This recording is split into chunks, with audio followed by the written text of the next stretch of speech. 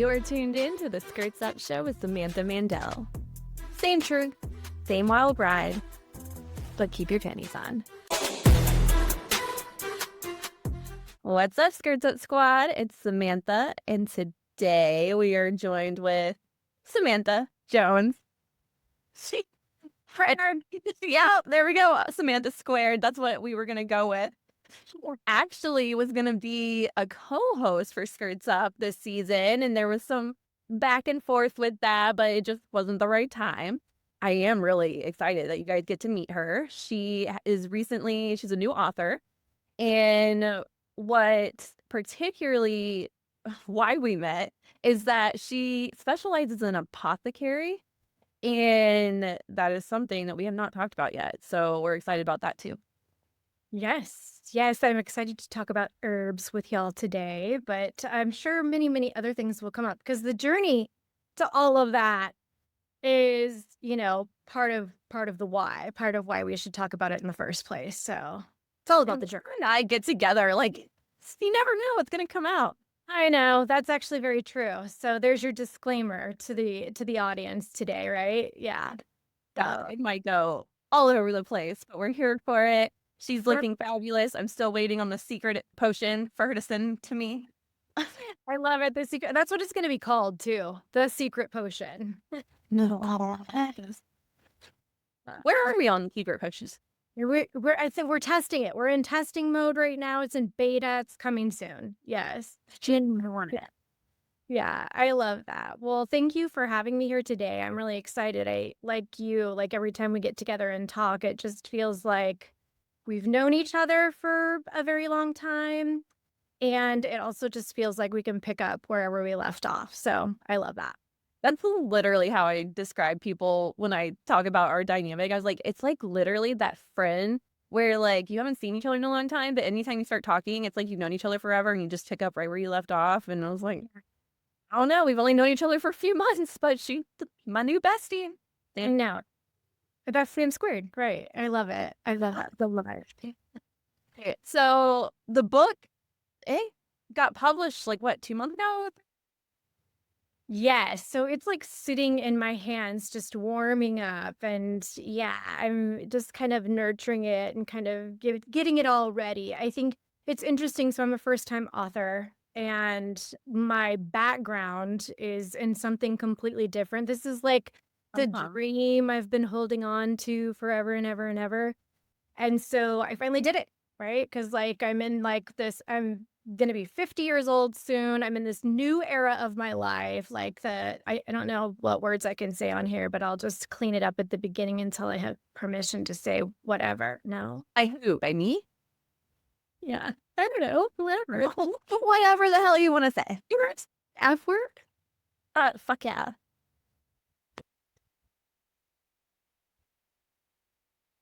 That's important because I am in my no fucks era, but I was trying to be super respectful and not say fucks. That's literally me holding on to like an old like version of myself. How funny is that?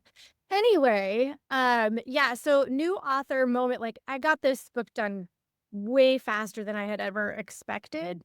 But I think it's because I this was something I've wanted to do for so long. It was like a dream, like coming back, me reconnecting with something that I wanted a long time ago and just didn't get until I was like, no, I'm going to take this. I'm going to do it. I'm going to make it happen. And so it just happened really quickly. But then I got like slowed down by the other things that like happen around it. And so like the whole like marketing a book and like I just wrote this book. Like this book is just real. It's like a real book from my heart book. And I wrote it because I've always wanted to do this. And like the whole like operations piece around it is what I'm like, come on, why is this taking so long? So yeah, so we're in the learning and getting ready phase for that. And hopefully in January, it will be ready to share with the world. And I'm really excited. Oh, it hasn't launched yet? Mhm. Oh, I thought in like April it was like the launch party and like it was launched. Mm. I got stopped. This is the like frustrating part about like just diving in and doing something and not fully like slowing down enough to think about like what I like what a strategy around a book would be. I just was ready to like put it into the world, but kind of taking a step back and hiring people that like know what to do in that arena was really eye-opening, and it was a component that I was missing. So I'm glad I kind of pumped the brakes and asked questions. I did what I one of the things that I've struggled to do my whole life is to like ask for help, like, hey, like, I think I can do it. I got it. I got it. I'll figure it out if I don't, right? Like, it's fine. Like, that's my approach in many things. And that's just what I've learned to do. And so I kind of did that with this book. And in the right time, at the right place, I asked the right question and quickly realized, like, oh, yeah. Okay. And so I'm launching that book in January of 2027. Okay. I am learning something new. Yeah. Well, two things come to mind. Okay. So first off, I was cracking up because we are so similar. And here you are writing a book and like, okay, I'm gonna figure out, here we go, let's go. And like, not really like knowing the back end of it, I guess. And I was up late a couple of nights ago. I couldn't sleep because I had this like random ass idea that I'm making a documentary. And then I was like, well, what do I need to make a documentary? How does this work? A sizzle reel. What is a sizzle reel? How do you get it? And I literally was up like just I'm gonna do a documentary. That resonates so hard. If my husband were anywhere near the screen, he would be like, that's her. Turn it off. No more ideas. Right? Ideas for freaking days and days. But you know, I've had a lot of really good ones and I've had a lot of really bad ones, but it's all right. Okay, the second thing that come to my mind when you were talking was, did you end up putting it on hold because like there was fear that it wasn't ready? Or what is the hold up? Like, That is such an honest and real I love that question for so many reasons because I get to be completely honest and answer that. It was the whole pause of this book and like reworking it came from a place of my conditioned perfectionism issues 1000%. mm, It was that got me to the place where I was like, I need to ask this question to somebody else. I need to explore this because I could see it. I knew what it was. It was like, this isn't good enough. This isn't good enough. And so I was asking, what do I do? Like, what do I do now? Like, I don't think it's ready. And it kind of came to this space where it was like, no, Sam, like the book is ready. It's just like you have to do stuff outside of like the book. Like I spent so much time perfecting the book that I didn't do all of the things that you do when you write a book and you're trying to introduce it to the world. So it was literally like your question is like so like intuitively spot on because like it was really that issue, like the issue of perfectionism that got me to this place. Now I can see now that like I have stuff to do still actually. The book has like been done, like get over it, put the book on the shelf and do the other stuff that needs to be done. And that's where I'm at. So yeah. okay. Mhm. Okay. And I think we're talking a lot about said book, but like, what's in it? It's funny, it does have like 20 versions of itself, like just like me. Like the evolution of like the book it just feels so much like the own evolution of my own life. But the book that's going to go on the shelves for people to buy is a book that introduces the world to what I am hoping to contribute, I guess, to the world, what I feel like my whole being and purpose is. And so I'm really kind of focusing in on recipes and food as the primary focus of the book. But it feels so weird just calling it a cookbook because it has stories in it, and it talks about why this recipe is actually even in this book. Like, where did it come from? Why am I cooking this thing? And why am I now sharing it with you? Because it's not just like, oh, this tastes good. This is like, I was in a place in many times in my life where I needed certain things to help nourish me through that. So this book is really about like healing or reconnecting with yourself through the life that you're carrying. And, so introducing it solely as yeah, it's been hard. One of the things that I'm like trying to figure out right now that I hadn't really thought about is what is the genre of this book? Like where do you go in the bookstore to find this book? Because it's not just a cookbook. It's more of like a personal journey that I took in my life that has a lot to do with my health. I mean, I've been on a health journey, like it's crazy. Like that's the whole story, right? That's where all these lessons come from, and that's where these recipes come from.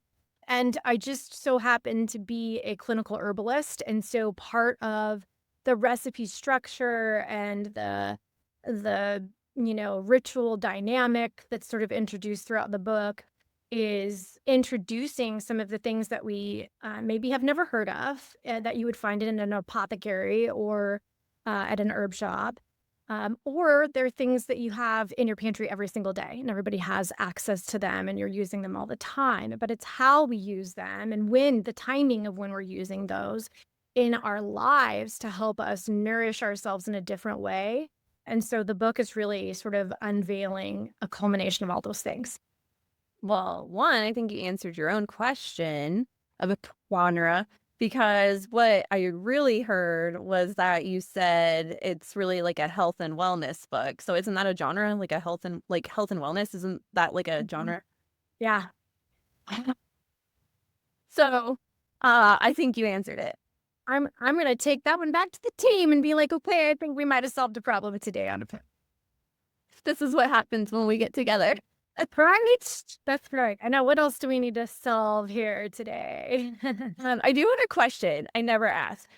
So right now you said that you're an herbalist, which I think, duh, I think I knew, but where does apothecary come into that? Like an herbalist and apothecary, like what is the difference or like what?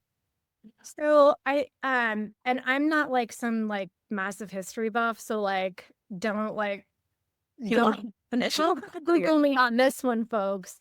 But apothecary, I believe, is like the old terminology or the old word used for like what we would today call a pharmacy, right? And so apothecary really is just this term of like a space more so than it is, like a person's title. I have an apothecary. It's behind me. You can't through those doors. Oh, okay. Can't see it right now, but just on the other side of those doors is my apothecary. I could, can we do like a moving podcast? I don't know. That might be bad for the signal.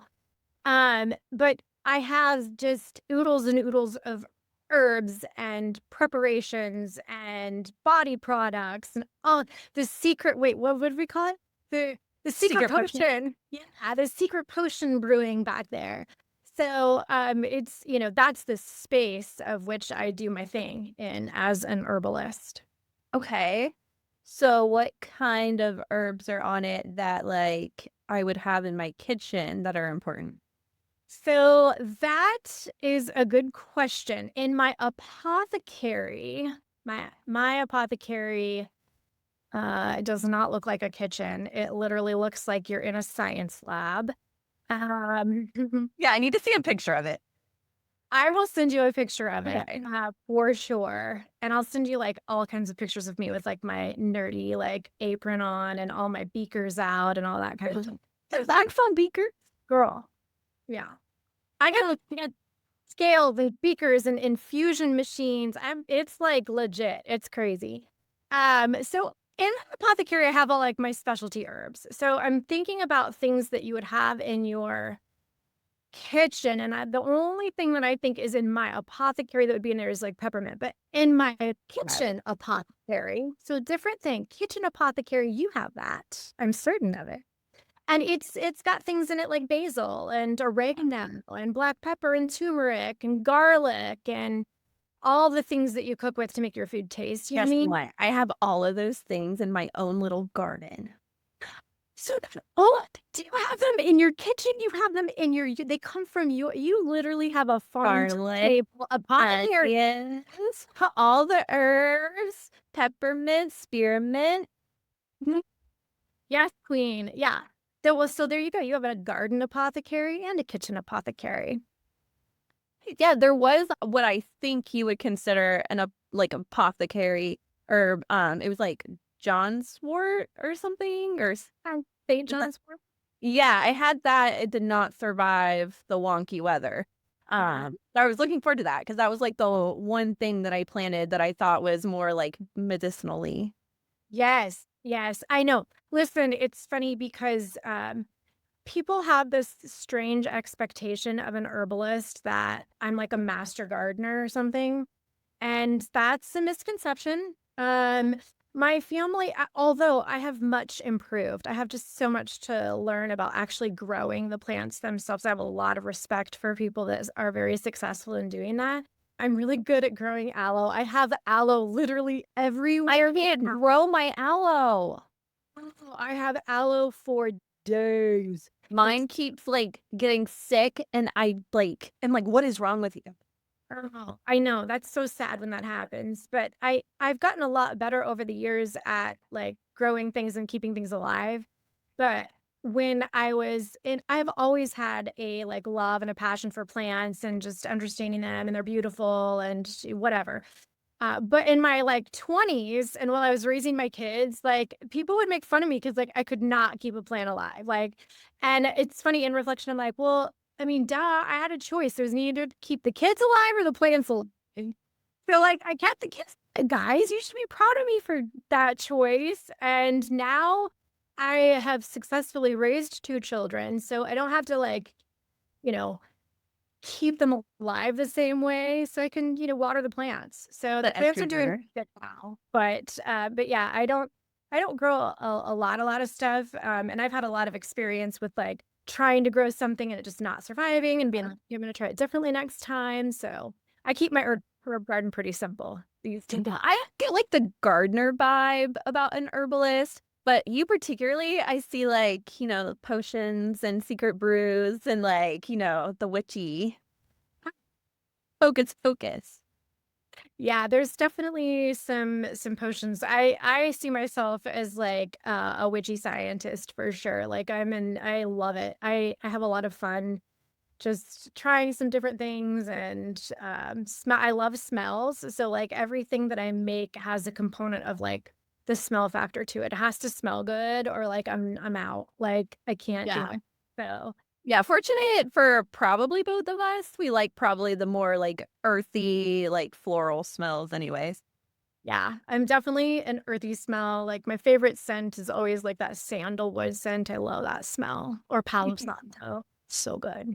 Eucalyptus is my favorite. Or like sage and yeah. Yeah. Those are have you ever heard of a shower bundle? I haven't gotten one.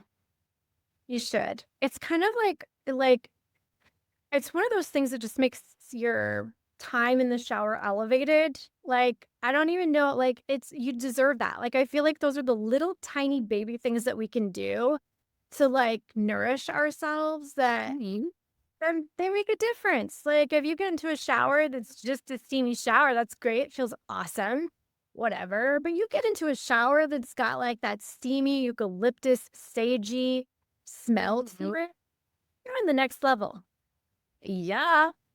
Saying that, I can't wait. So my husband and I are going to Mexico in a couple of days, and we're going to a resort. And what I love about when you go to a resort is they hand you these scented towels, like wet towel.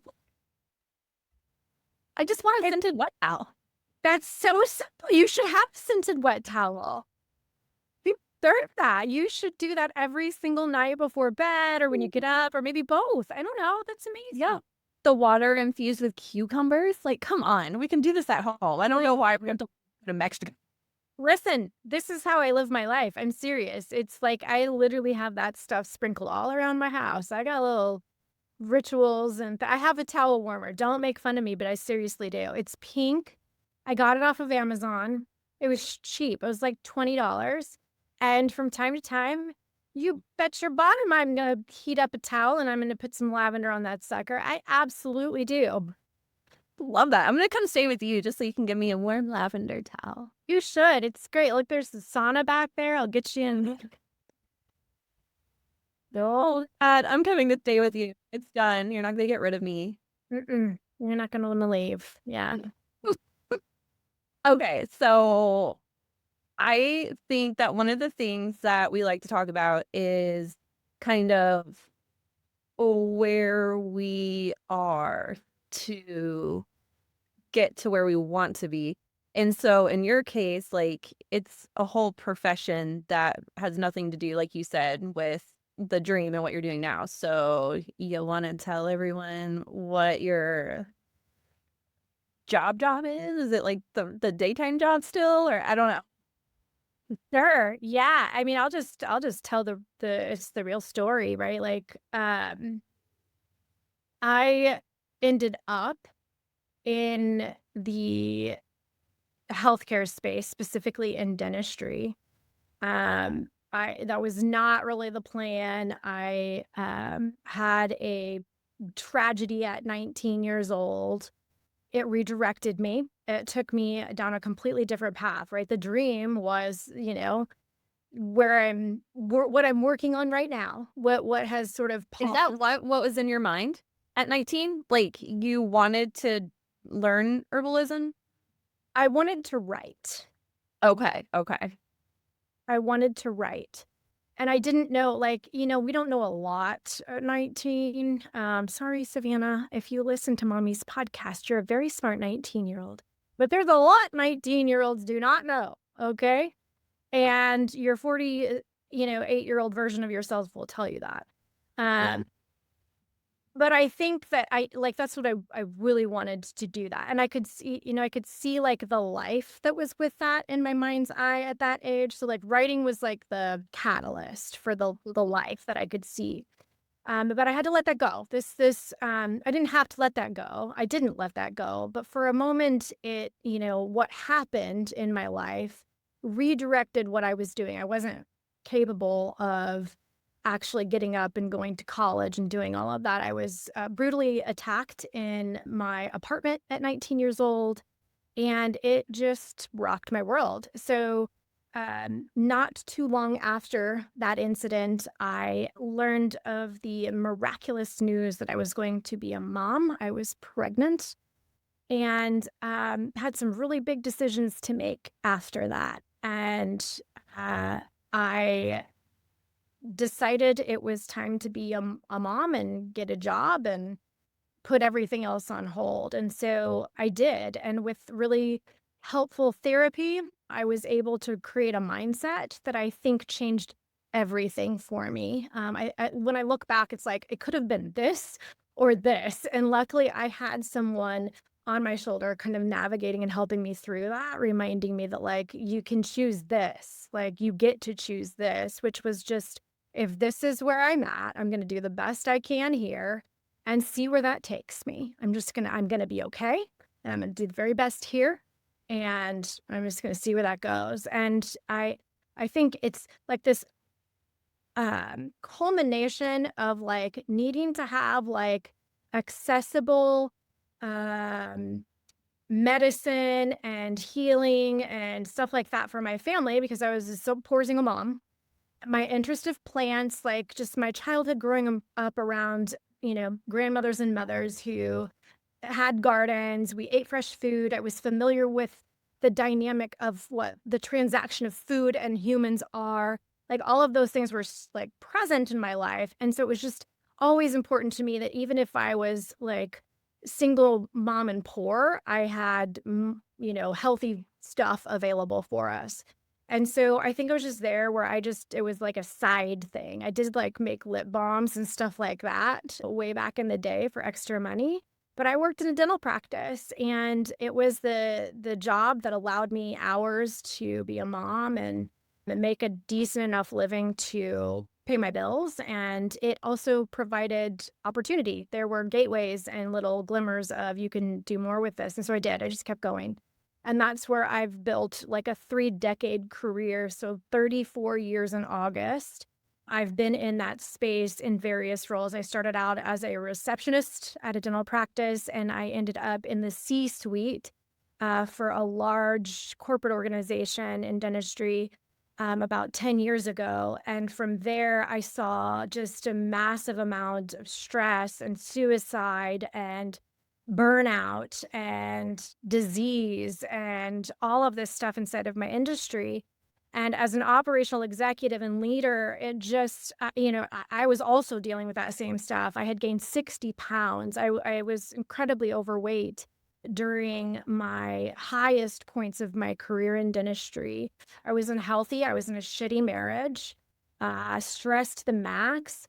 And I was in that same vortex as all of my colleagues. And I don't know, I think looking back, there were all these like micro moments that gave me glimmers of like, whoa, like, hello, we need to like, and I could see it. But a lot of that time, I didn't even recognize myself. I had like lost myself a little bit in that space.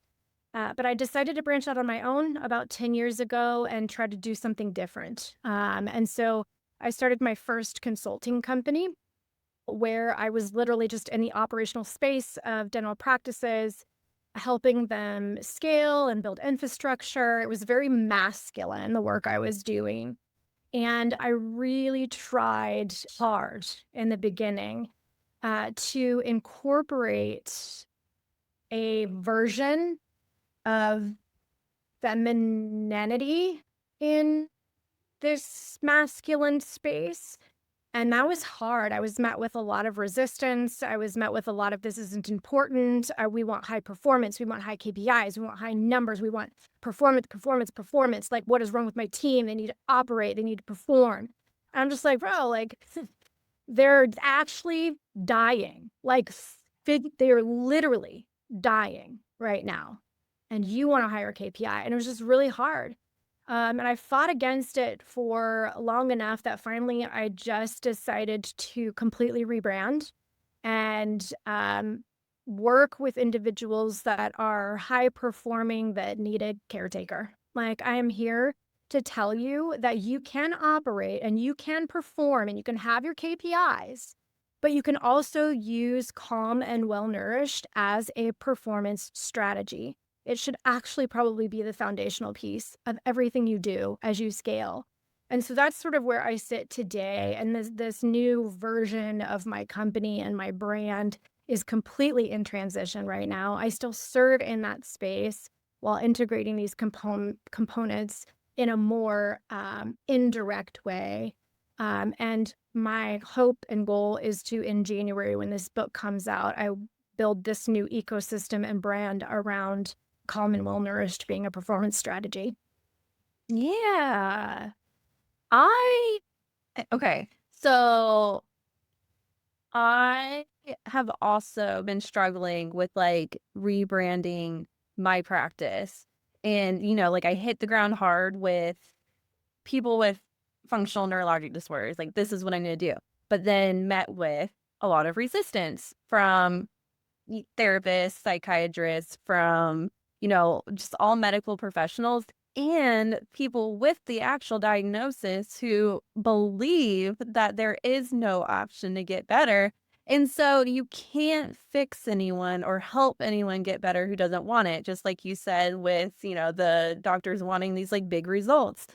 And so I actually have found myself, just like you, and I didn't know this, transitioning into focusing on like inner foundation work. And so I literally think I made up the term inner foundation coach. And that's kind of like what I'm focusing on.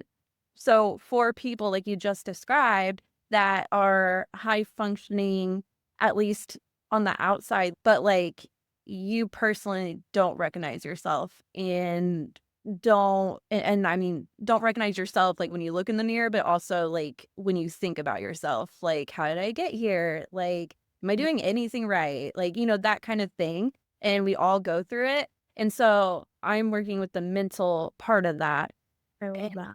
hoping for it to hit. And it sounds like that is your same picture in mind. But what I think I was hearing is that you're hitting it more from like the digestional health and helping them like with their foods to be is that Yeah, I mean, for me, I'm really using my own experience and the high performers around me as sort of the framework of how I'm approaching this with people. I think, the way that it's so complex, right? For me personally, there's a whole I have a whole playbook of things that I do to stay calm and well nourished through my high performing life or the life that I'm carrying that requires a lot of me. But what I'm choosing to sort of share with the world or the component that, I'm using in my career space anyway, is really centered around obviously there's the body, mind, and soul. The body for me is the space that created a whole lot of blocks. I mean, in reflection, I recognize that as a child, I really developed a lot of preconceived ideas around safety, and that safety had to do with my body. And because of my body, I made certain choices with food and I mean, I could go on and on and on. A lot of things come right back to this. And so, really, at the heart of it for me was reconnecting with my body, reconnecting the mind, the body, and the soul all together so that they could work in unison. And I think that, you're approaching this from like the mind. I would say that the body and soul is where I am really kind of paying attention to through the scope of, foods for sure, but also just other things that nourish us, like the freaking shower bundle, the eucalyptus shower bundle, a body oil. One of the things that I'm making in my product line is tea and body oil.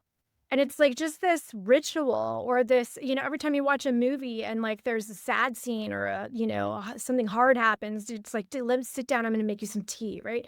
There's a ritual with tea that reconnects us to our body or reconnects our body to our mind and just brings that bridge back together. So, what I'm bringing into the spaces of the people that I'm working with is how do we listen to our body and how do we reconnect that together so that we can be healthy, stay well, um, live fully alive, have vitality so that we can explore and we like can, purpose?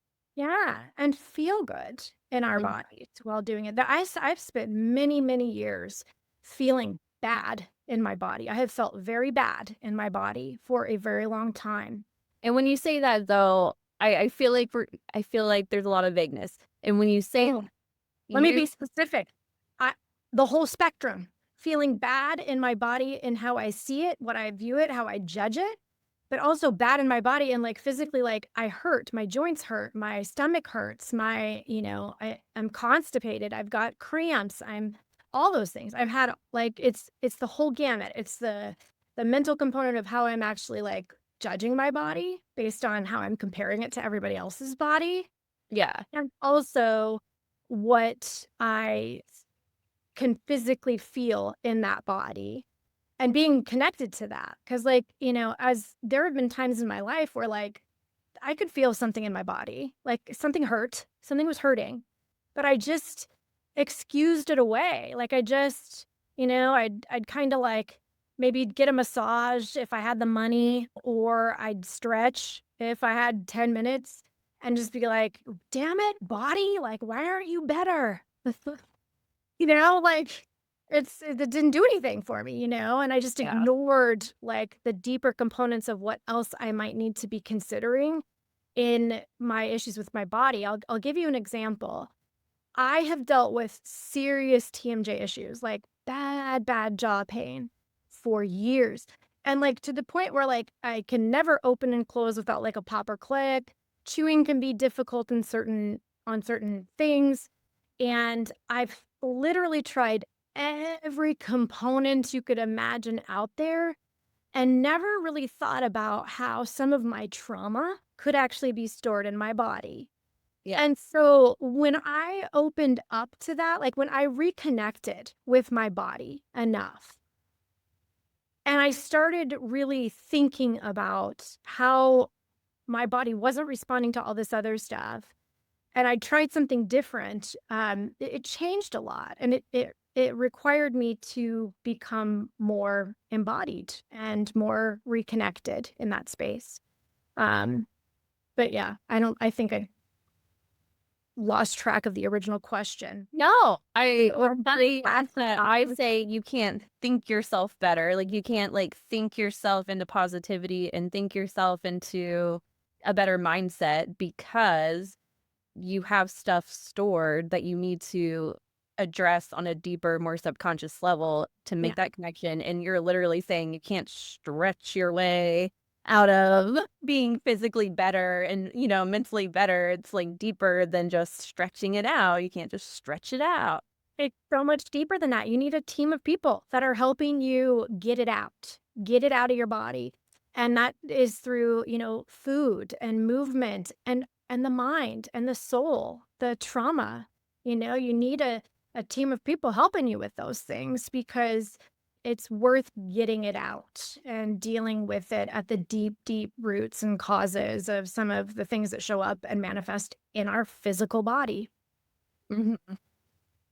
And once it's hit that point, that's where the food and the herbs and everything comes in. Like, I think that was the realization for me is like, that's where I can help. That's where I can serve is that I have this knowledge and information about what we can do more so in that like recovery restoration space with a team that's helping you deal with that trauma response that's inside or manifested in the body and get it out, get it better, heal it all up, Mhm. chill up. Mm. Yeah, it sounds like the two of us together would make a whole retreat. This is wild. Stay tuned, y'all. Stay tuned. Sam squared party. Grab a sauna. We could have the apothecary kitchen back there. The lavender heated towel. I thought about it's funny because I live on a lake, so I have like the perfect retreat house. And it's cool. It's old, but it's cool. But I had a tasting the other night. I was testing a couple different recipes and a couple of different cocktails, mocktails, and tea blends. And so I had a group of 12 over, and I was like, man, I should really have a retreat. So we should probably talk. We probably should. Yeah. People would pay for that to be a tester too.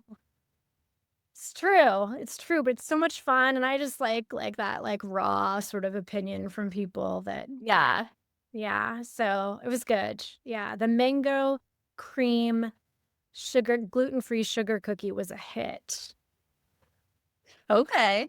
It Okay. it was a sugar cookie cup with mango cream inside of it, and then it had lavender sugar dusted on top. It was so yummy. Okay. I love like lavender, like when there's real lavender sprinkled in things, particularly like drinks. I don't know why I just like it. I do too. Okay. What is the biggest benefit or like how could someone today decide, okay, I want to feel better. What can they use herbal wise to address that or to start or like, I don't know, tell us, like, where do you start? That's a great question. I mean, I feel like it's gonna be you're gonna hate this answer, but like it's gonna be different for everybody. I think one of the things that I've really kind of gotten away from doing is like telling people what herb they should use because I I feel like I want people to actually listen to their body and ask their body what herb they should use, not me. And so like my kickback to that is if you're wondering what's going to help you feel better, it's really important to figure out what's making you feel bad and nourish that part of you or your body or your soul or whatever. And there are different herbs that can help, different things. For example, one of my favorite herbs to use is I love using red raspberry leaf. And the reason that I love using red raspberry leaf is because uh, it tastes like the tea I drank growing up. So it tastes like just like an everyday like iced tea. So it gives me a memory of something good because of the way that it tastes. It's also really good for ladies' health. So it helps with hormone balance and that sort of thing. Hello, perimenopause, menopause age, right here, sister. So I love it for that reason. And so I think for me, it's like I've learned to listen to my body and then listen to the plants and figure out how to partner up with them and use what I need in that moment. So I think it just depends. Every herb is gonna help you with something.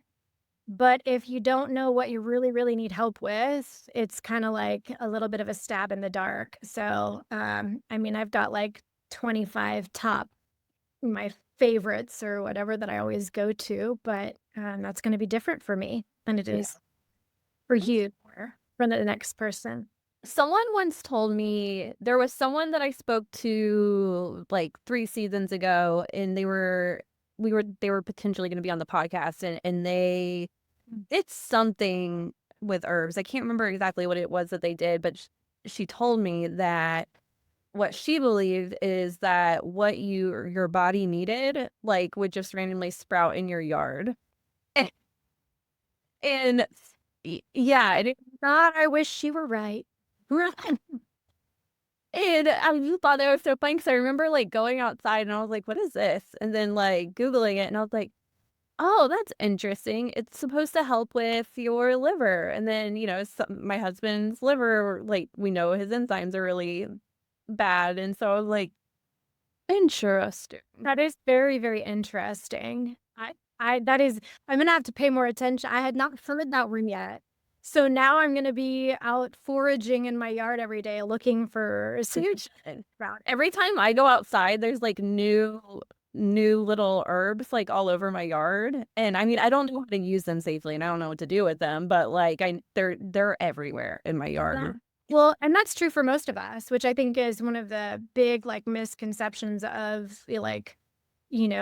what we know about the weeds that are in our yard. Like those are likely not just a weed. There's something that could make something in you feel better. So it literally makes me mad that I don't know what to use them for. Cause like I'll look at it and I'm like, I know that you could be helpful. I don't know how to make you helpful. So I guess we're just gonna shock you. I know. I love that. Yeah, for me, it really genuinely it came out of survival so many years ago. Like I can literally like make a salad with this tonight. Like dandelion leaves, you can totally make a salad with those.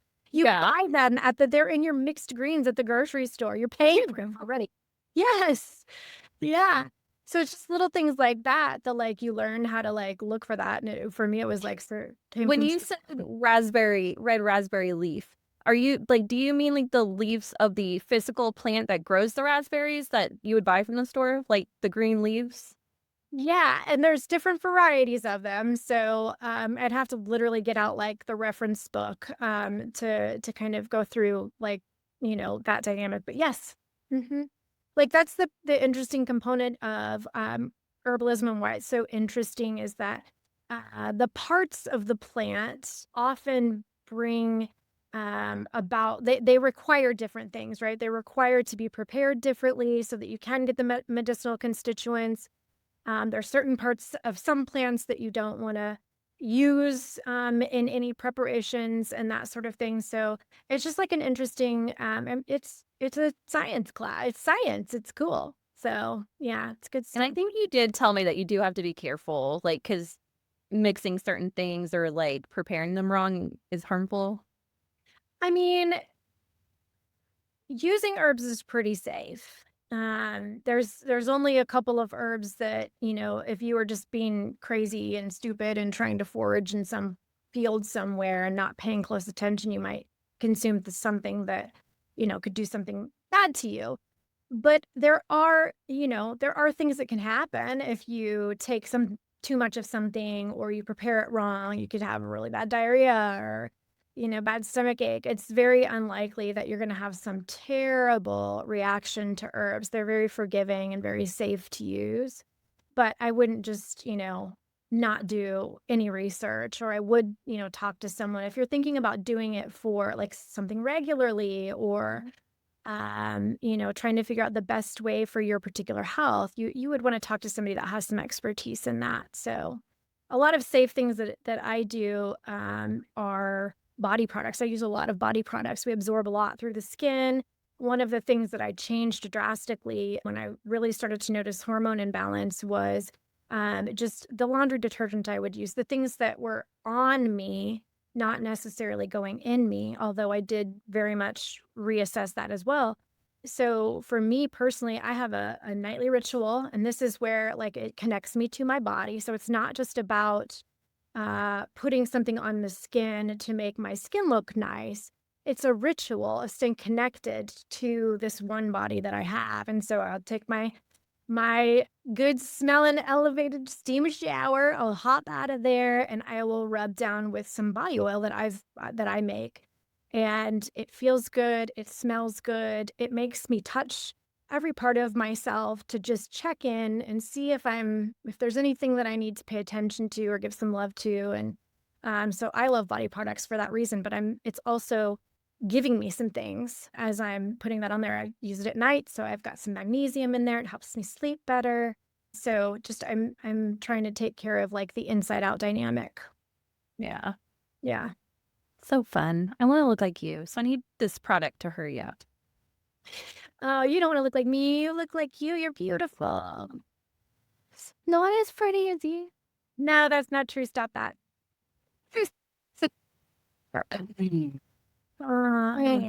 I love it. I love it. That is a good water jug right there you got. What is that, Buster? Oh, apparently it's a Stanley. It's a half gallon. Mm-hmm. Yeah. And I easily, put herbs in it, but instead I just put boring old water in it. And I'm always like, I be drinking the same thing. I know. I get in that rut too, though. So I do like to just throw like a cucumber in my water sometimes. Like make it taste so cucumbery, or lemons or whatever, just easy. Or mint. You've got mint. Oh, yeah. I've never thought about putting that in it. Oh, it's so yummy. Yeah, I never thought about that. I do have a lot of stuff out there that I wish I use, because I have these herbs and I don't know what to do with them. They're just these living herb plants. And You need I'm going to have to send you a cookbook then, because that will solve your problems. You can make syrups and oils. I have right now in my apothecary, because I did a bunch of stuff for the tasting. I have ginger syrup, and I have a mint syrup, and I have everything about like pancake syrup, or like, yes, it could be any kind of syrup. You could totally put it on your pancakes. You could also put it in your coffee or your tea. Oh, okay. Put it on your ice cream if you want to be fancy. It's just I don't know. It's funny because people are always like, what tea? I don't like tea. I don't like to drink tea. I'm like, well, fine, then take a bath in it. Like, don't drink it, take a bath in it. Or cook your rice in your tea and get the herbs that way. Oh. Right? So that's what, like, my cookbook has some different ways to kind of appease some of the different things that help you figure out, what do I do with herbs? Like, how do I... Thinking outside of the box. Yeah, girl. I love it. Yeah. It's kind of like when you like try to hide veggies in like your kids' food or I whatever. remember when that was a thing. And then cookbooks were like coming out all over the place of how you can like puree like the vegetables and put them in like the breading of things. Like that was a big thing for a while. I never did that. I just told my kids, like, listen, like, you're lucky I took the time to prepare this beautiful meal. I'm not going to work harder to hide it. You're going to say, I wish that I had the opportunity to even cook it. My husband eats like a 2-year-old, which means the other kids eat like a 2-year-old. And that leaves me that I'm always like, can we please have something green? And then, like, please, I'm dying. I am literally dying. so real. So real. Oh man, we're gonna have to come up with all kinds of versions of tea so you can get all your goodies in there for you. Kidding you? Oh, well, yes, for me. Oh. I think for the family, are you kidding? But if you can really cook your rice in some of this shit, then like For your pasta. I mean, just think about like anything that requires cooking water. Let me just tell you this, like that. So here's another indirect version of this. I have this like herb packed meatball that I make. And the way that I get the herbs in it is with tea, and I soak the breadcrumbs. So I'll use a panko, and I'll soak the breadcrumbs for like an hour in the tea, and it just because I use gluten-free panko crumbs, so they're really kind of crispy, and the tea absorbs that, gives the moisture to the meatball that you want, and you get your tea inside of that meatball through the breadcrumb. so cool. Yeah, you just have to you got to get sneaky. Where can I put this in? So, All right. So if someone wanted to start learning, is there a book or like a learning tool that like someone could use to start just getting some knowledge? oh man, there's so many books. Some of my favorite like authors about herbs are Matthew Wood. He's fantastic. He has so many different resources that in my school, we used a lot of his books as part of our study. So I feel like that would be the one that I would guide you to. You have to be careful about what you like search up on the internet and all of that. But yeah, I mean, I can always put together a list of good finds, good reads to start learning about, the herbs themselves if people or the audience is interested. You? Hey, I'm interested. hey, list of reads coming up. Yeah. Oh my gosh. I feel like we need more episodes together. feel like we were very tame. I'm shocked. I know. I even put on some red lipstick. It's not on anymore. This is what happens to me. I don't know. I even put on some red lipstick, and I even put on a top that shows a little bit of cleavage today, which I'm not even like in the camera because I'm too shy. Because I'm like, there's a podcast. I put on a real shirt for you. Like I got out of my pajamas. I mean, I'm still in my pajama pants, but I can't my count. That does not count. And that is dress on, and then I have on. You should see the shoes, but I'm not gonna show you because I can't get them up there. I'm trying. I'm looking through the glass. They look like some sweet kicks. They are. Yeah, there they are. See that scorpion? Connor should have stretched first. Oh, you can't stretch your way into feeling better. Right? Yeah, that's obvious. That just backfired. How can the audience support you? What can they do for you or visit or?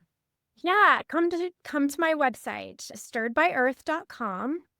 That is the title of my forthcoming book. Click on the connect button. It's in the upper right-hand corner.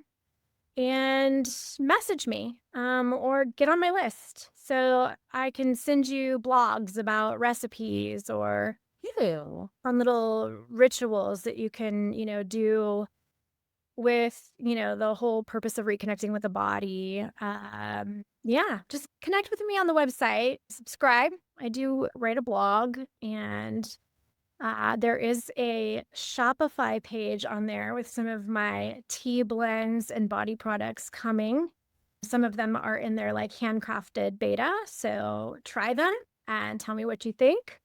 And yeah, just stay tuned. I'm working on some stuff and hope to, bring it forth in January 2027. My birthday's in January. That's right. I'm going to give you a birthday present then. Thanks for finally joining us. It was so fun to be here. Thank you so much for having me. Let's do the rated R version next time. Sounds good. I'll bring more of my no fucks era stuff with me. Did you like the episode that you heard today? Great. Share it with a friend and don't forget to rate and review.